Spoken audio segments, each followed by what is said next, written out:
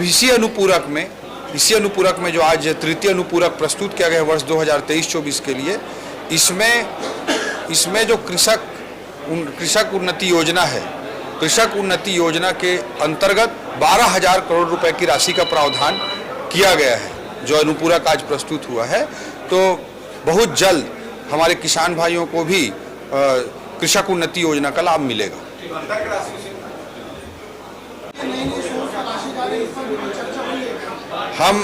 मैं मानता हूं कि वित्तीय व्यवस्था में जब आप सिस्टम को सुधारते हैं तो लोगों के, भ्रष्टाचारियों के जेब में कम पैसा जाता है और सरकार के खजाने में ज़्यादा पैसा आता है। और जब सिस्टम को आप बिगाड़ते हैं तो भ्रष्टाचारियों के जेब में ज़्यादा पैसा जाता है और सरकार के खजाने में कम पैसा आता है।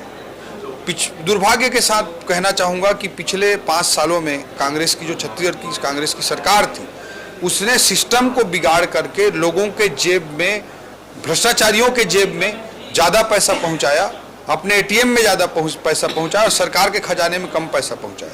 इसलिए रिफॉर्म एजेंडास के प्रति हम पूर्णतः समर्पित हैं और इन रिफॉर्म एजेंडास के आधार पर मैं मानता हूं कि आने वाले वर्षों में छत्तीसगढ़ में राजस्व आय में ज़बरदस्त वृद्धि होगी और उसके अनुरूप एक श्रेष्ठ वित्तीय व्यवस्था, एक बेस्ट फिनेंशियल मैनेजमेंट सिस्टम के माध्यम से हम छत्तीसगढ़ राज्य को नई ऊंचाई पर पहुंचा पाएंगे।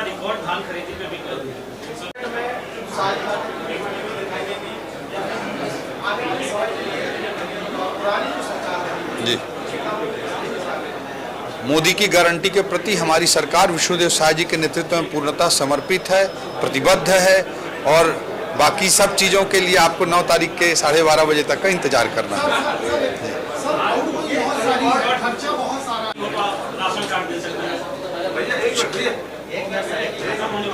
क्या राशन कार्ड क्या बोल रहे? हाँ ठीक है। नहीं, मोदी की गारंटी के तहत छत्तीसगढ़ के माताओं बहनों की दृष्टि से क्रांतिकारी कदम उठाते हुए भारतीय जनता पार्टी के हमारे विष्णुदेव साय जी के नेतृत्व वाली सरकार ने महतारी वंदन योजना को लागू करने का कैबिनेट में भी निर्णय ले लिया है और इसके तहत हमारे छत्तीसगढ़ की माताओं बहनों को प्रत्येक वर्ष 12,000 रुपये प्रदान किए जाएंगे, जिससे आप सभी जानते हैं कि जब पैसा माता बहनों के हाथ में जाता है तो उनके बच्चों के लिए, उनके घर के लिए, बच्चों की शिक्षा के लिए, स्वास्थ्य के लिए, पोषण के लिए वह खर्च होता है। इससे निश्चित रूप से महिला सशक्तिकरण भी होगा, माताएं बहनें अपने इच्छानुसार खर्च कर पाएंगी और इससे परिवार का भी पूरा एक विकास होगा। इस दृष्टिकोण से यह योजना बहुत दूरगामी बेहतर परिणामों की दृष्टि से लागू की गई है। यह योजना छत्तीसगढ़ के लिए क्रांतिकारी साबित होगी और छत्तीसगढ़ के माताओं बहनों को एक नई ऊंचाई पर पहुंचाने वाली होगी।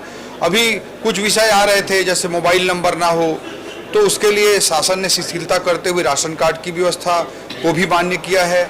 कई लोगों के पास मैरिज सर्टिफिकेट नहीं होता है, प्रचलन ग्रामीण क्षेत्रों में नहीं होता है मैरिज सर्टिफिकेट बनाने का। ऐसी स्थिति में शपथ पत्र दे दें तो भी वह मान्य कर लिया जाएगा। निश्चित रूप से हमारे छत्तीसगढ़ की माताओं बहनों के लिए संवेदनशीलता के साथ काम करते हुए हमारे विष्णुदेव साय जी के नेतृत्व वाली सरकार काम करती रहेगी। सर, नई परिपाटी देखने को मिली है कि इससे पहले भी हो चुका है, आज फिर वही देखने को मिला। निश्चित रूप से आदरणीय गवर्नर साहब का, राज्यपाल महोदय का, जो कि संविधान में कार्यपालिका के प्रदेश के हेड होते हैं, प्रमुख होते हैं, संवैधानिक प्रमुख होते हैं, उनका भी भाषण होता है। उस अभिभाषण के पश्चात एक पूरा दिन निर्धारित करके 2 दिन इस बार निर्धारित किया गया है उस अभिभाषण पर चर्चा के लिए। तो इसलिए विपक्ष को एक अच्छी संसदीय परंपरा का अनुसरण करते हुए टोका टाकी नहीं करनी चाहिए। 2 दिन की जब चर्चा होगी तो उस पर जो भी बात उनको रखनी है उस 2 दिन के चर्चा के दौरान रख सकते हैं।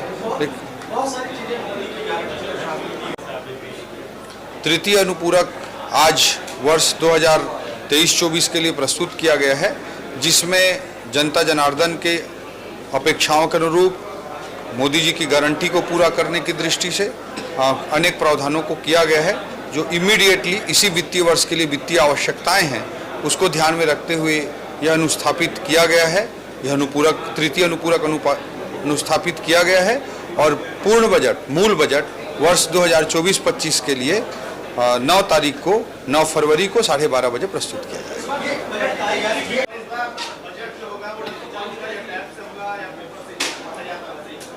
उसके लिए 9 तारीख तक का इंतजार करना पड़ेगा आपको, और विधानसभा में विधानसभा अध्यक्ष महोदय जी द्वारा और कार्य मंत्रणा समिति द्वारा निर्धारित समय सारणी अनुसार 9 तारीख को 9 फरवरी को 12:30 बजे बजट 2000 वित्तीय वर्ष 2024-25 के लिए प्रस्तुत किया जाएगा।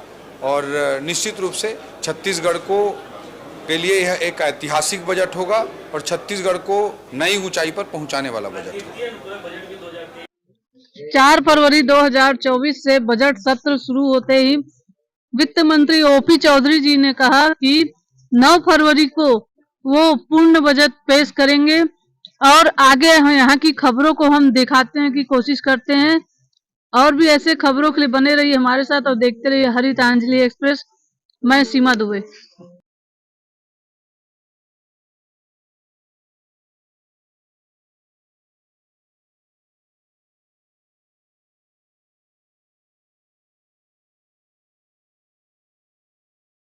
सीमा दुबे, रायपुर, छत्तीसगढ़ से आप देख रहे हैं हरितांजलि एक्सप्रेस। दर्शकों, आज हम यहाँ विधानसभा क्षेत्र में आए हुए हैं, जहाँ एक प्रेस वार्ता के दौरान छत्तीसगढ़ राज्य प्रदेश की जो नए बजट की बात कही गई है, उसमें किन किन योजनाओं को रखा गया है, हम यहाँ के विधानसभा अध्यक्ष डॉक्टर रमन सिंह द्वारा उस योजनाओं को आपको दिखाने की बताने की कोशिश करते हैं।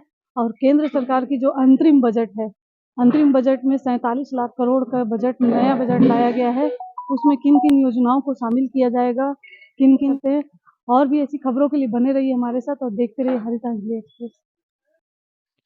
विधानसभा अध्यक्ष डॉक्टर रमन सिंह ने कहा कि छत्तीसगढ़ राज्य सरकार की जो नई बजट आएगी छत्तीसगढ़ के विकास के लिए बहुत वरदान साबित होगी।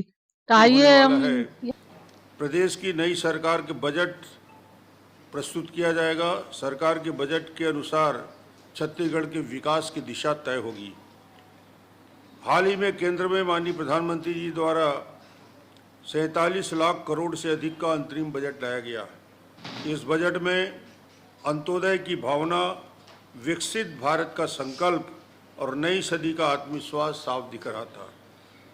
केंद्र सरकार के अंतरिम बजट में महत्वपूर्ण बिंदुओं पे प्रधानमंत्री आवास के अंतर्गत 5 साल में 2 करोड़ आवास का निर्माण, आयुष्मान भारत में आशा वर्कर, आंगनबाड़ी वर्कर्स, हेल्पर्स को कवरेज देना, और उसके साथ ही साथ छत्तीसगढ़ में माननीय विष्णुदेव साय जी के नेतृत्व में छत्तीसगढ़ बेहतर तरीके से आगे बढ़े, छत्तीसगढ़ को नया स्वरूप प्रदान करे।